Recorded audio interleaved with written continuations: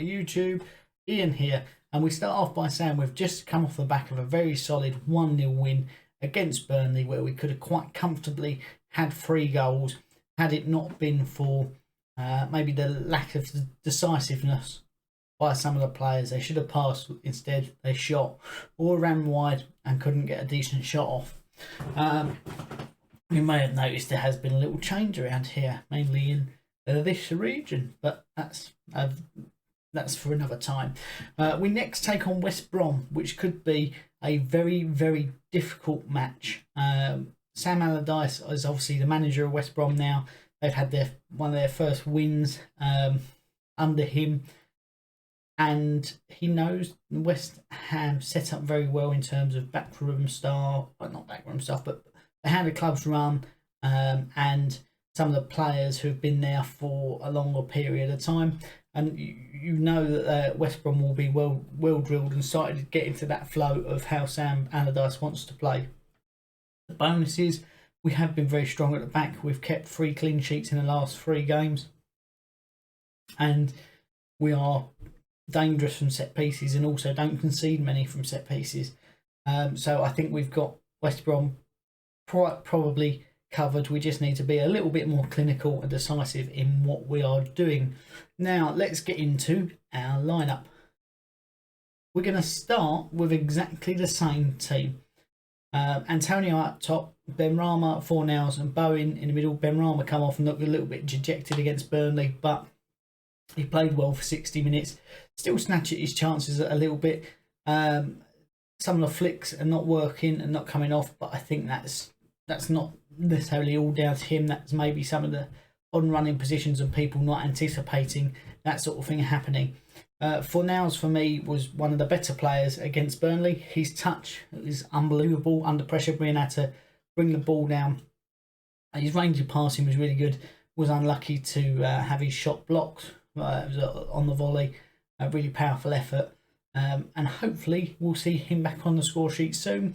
Jarrod Bowen had a lovely bit of control with his chest to bring it down again on the run. Was very dangerous feeding Antonio. He could have cut back to Benrahma at one point. Said he took a couple more touches, and at that point the chance had gone when he had played in Benrahma surrounded by people, rather than facing just Nick Pope in an open goal. Again, very good. Hopefully he will start to find the net a bit more soon, but his work ethic is really, really good. Declan Rice is just he's top of the stats for everything: interceptions, tackles, passes. It's just brilliant for us. And Thomas Souček is our top goal scorer. He's a monster in midfield.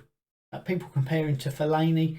I think he's better at playing football than Fellaini. His elbows are not as sharp. But he is very, very good, and he does what he needs to do very well. We'll go to the other Czech, which is Soufal. Solid on that right hand side. I've got no qualms about him being our first choice right back. Craig Dawson has had 2 man of the match performances in these last few appearances. When we first signed him, I was a little bit dubious about how he is going to fit into our squad. An aging defender who was relegated, but actually has come in and been solid. And that partnership with Ogbonna has seemed to have gone together like some Velcro really, really quick over the last month. Ogbonna has got to be up there for Hammer of the Year. He's dangerous from set pieces. He's consistent at the back. He's making blocks, tackles, clearances. He's doing everything we need him to do. Aaron Cresswell gave away a couple of silly fouls today against Burnley, but again he is creative going forward. I do think that 3 at the back suits him slightly more to being an out and out left back. I do feel like he's one that needs replacing sooner rather than later. Masuaku is very good going forward, not so good defensively, so that doesn't quite cover it. Ben Johnson is possibly the option, but while he's still playing to a reasonable standard, he's given no reason to drop him and to put Johnson in his place. Fabianski, again, another solid display. He did concede a goal, which was an own goal by Aaron Cresswell, but it was ruled out correctly for an offside. So sort of a blessing in disguise.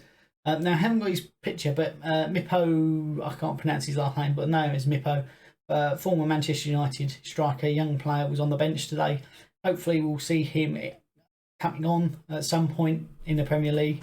I think maybe he'll end up making a debut against Doncaster in the FA Cup. I think we've got Doncaster. I may be sounding a bit silly there, but obviously he's going to make the substitutes bench along with Darren Randolph and Balwainer, who I believe is coming back. If it's not Balwainer, then we did have Frederick Alves, who is the younger central defender that we bought, who is absolutely massive.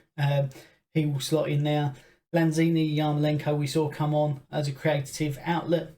Lanzini was good as he come on, done things well, was almost a like for like for Ben Rama, sat in the middle of the park and did things.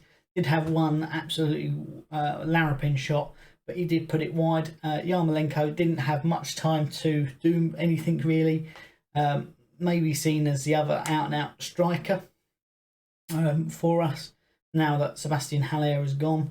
Mark Noble, he sort of that midfield, he can play anywhere, a little bit more defensive now, but it's unlikely we're going to see more and more of him. We may do in, say, like the FA Cups and things like that, just for fixtures coming thick and fast. Yeah. The last three really sort of to explain itself. Ben Johnson has that defensive cover. Diop is in and around the first team, isn't he? But he's lost his place and hasn't been given a chance to get it back, which is rightly so, because while it's not broken, don't try and fix it. And Ryan Fredericks again, he's just been outplayed in every aspect of the game by Soufal, so there's no reason to give him a run in the team. Against West Brom, I do feel like we are going to do well. I do like Big Sam. He has got tarnished with playing a certain style of football, but you give him quality, he will play with quality, which is why I thought maybe he'll end up at the Arsenal when Arteta was maybe looking a little bit ropey. They've turned it around, but he went to West Brom just as I was saying that, and he will do well there. They'll be hard to beat and safe. They beat Wolves today, and they will start to become more structured. So maybe we'll nick in the end of that and have a solid result. Grady Diangana is obviously coming back to West Ham, and I'm sure he'll have a point to prove if he's playing, and that will be quite dangerous for us, especially as I imagine they will match him up against Aaron Cresswell, and he'll have the legs on Cresswell. They do have a few dangerous players in that West Brom team, and a few experienced players, so hopefully we will come out and I can see us winning this one 2-1, but who knows. Let me know of your predicted lineup in the comments below, and also what you think the scoreline will be. Until then, I've been Ian. Make sure you're subscribed. We'll see you soon. Peace.